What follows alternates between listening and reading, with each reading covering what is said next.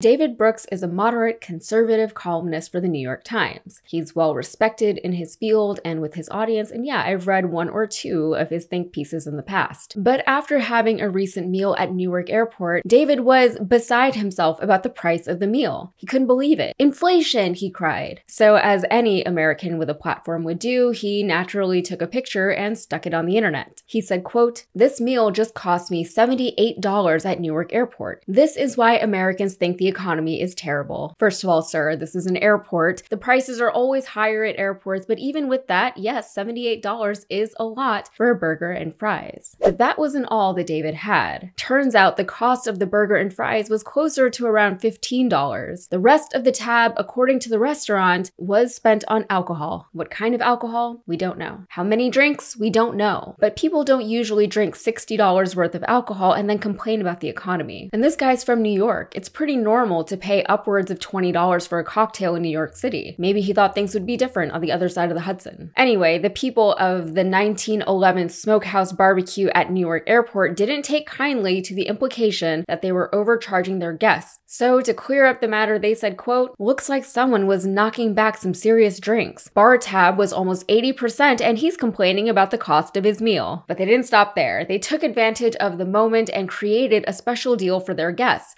A burger with fries and a double shot of whiskey, all for the low, low price of $17.78. They added the hashtag you can't beat our meat. And I don't even know if I can say that here, but I just said it. Look, no one is mad at David Brooks for having a drink at the airport. It's what you do. It's what we all do. There's little else to do, but you do it with the understanding that you're probably going to pay a little extra for it than you would outside of an airport. So this is all very fun. But the fact of the matter is that David Brooks is a prolific writer for a very popular outlet. Columnists are, in some ways, the original influencers. People pay attention to the things that they say, even if they don't necessarily agree with them, and their words and thoughts hold some weight of authority, becoming part of the cultural dialogue. There is a responsibility that comes with that, and for the record, I am not suggesting that David Brooks doesn't know that. I'm certain he does, or as certain as I can be without knowing him personally. He's been in the game for a long time, and he's a professional. Whenever people do work like this, journalists, columnists, people like me, whatever I am, a lot of the time we're learning of things as we report them or discuss them. The assumption, or maybe the hope, is that reporters and writers can put things into context a little bit better than the average person, whether by virtue of their education or existing knowledge base, their lived experiences, or just their ability to communicate thoughts and ideas effectively to a wide audience. Just to give you an example, I just learned about this story this morning, but I was already familiar with the work of David Brooks. So I refreshed my memory on some of his recent work and wrote a script where I would attempt to offer some insight into the situation. And I am now reading that script to you. But everyone has their own style and process. That's why if you like this channel, you probably have your favorite presenters that you tend to gravitate to. But the style usually comes from personality combined with our own perceptions of the world, the way we see the world, the things that stand out to us as notable or interesting. So with David Brooks, he sees the restaurant tab and he's upset about the economy, or at least people's perceptions of the economy. He's implying that people's perceptions of the economy are off, and he's explaining this using an example of something that appears one way but isn't. That point on its own would have been a fine point to make, but he never offered the context as to why his $78 tab for a burger and fries wasn't as it appeared. He had that context, but his audience didn't, and because he withheld that context, he got roasted. But speaking of the economy, Brooks recently penned a piece in the New York Times called "The Power of American Capitalism," in which he compared the reliable, perpetual motion of the American economy to that of the mighty Mississippi River. He said, quote, "You can invent fables about how America is in economic decline. You can rail against neoliberalism, but the American economy doesn't care. It just keeps rolling on." So he doesn't actually believe that the American economy is in decline. He's just pointing out that many Americans seem to think it is, despite evidence suggesting it isn't. But that just makes him posting that picture with that caption all the more perplexing and honestly a little insulting. He thinks that the average American would look at that tab and think, the economy, without even barely thinking beyond their initial sticker shock. I would like to think that most Americans would look at that tab and think, wow, $78. Oh, but wait, I did have 2 or 3 double shots of whiskey, my bad. In the think piece, he goes on to say a lot of other things that I don't particularly particularly agree with, things that I feel are myopic or apologist,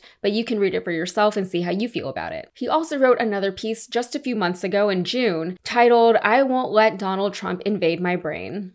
In the piece, he begins by explaining that he tries to understand the world around him based on trust, reason, and expectations of how the world and its people normally function and behave. Great, I think we all do that. But he goes on to say, quote, "And yet I've found that Donald Trump has confounded me at every turn. I've found that I'm not cynical enough to correctly anticipate what he's capable of." And to that I say, why not? If anything about Trump is predictable, it's how horrible he will be, inevitably. He will always say and do the things that he shouldn't. He will always push something as far as he thinks he can get away with. He will always behave in such a way that shows that he truly believes that rules and laws and even reasonable expectations for decorum don't apply to him. Trump hasn't surprised me since 2015. Maybe David Brooks needs to stop giving people like Donald Trump the benefit of the doubt, something he attributes to his quote-unquote perpetual naivete. Maybe he needs to update his view of the world and its people, and quickly. How is he still so far behind the rest of us? If he's publicly and widely presenting thoughts and ideas through a lens that is admittedly not as clear as he once thought it to be, then maybe it's time to clean the lens. But Brooks would like to hold on to his naivete, saying, quote, "I don't want to be the kind of person who can easily enter the head of an amoral narcissist. I'd rather not let that guy alter my views of the world." So maybe I'm jaded. Maybe I have low expectations of people. Maybe I am one of those insufferable people who says things like, "I'm not a pessimist, I'm a realist." But I think it's my responsibility as a person doing a job like this to at least be realistic about the people I'm talking about and the things that they're capable of. If Donald Trump is still surprising David Brooks, then maybe he shouldn't be writing think pieces for the New York Times because his judgment is clouded by his own admittance. And I sympathize with his sentiment. Who wants to believe that people are horrible or that they're capable of horrible things? Who wants to be confronted with the depravity of our leaders? No one wants these things, but without making this whole thing about identity, David Brooks is, relatively speaking, an affluent white man in New York City. And that's not anything to fault him for. Good for him. He's living the dream.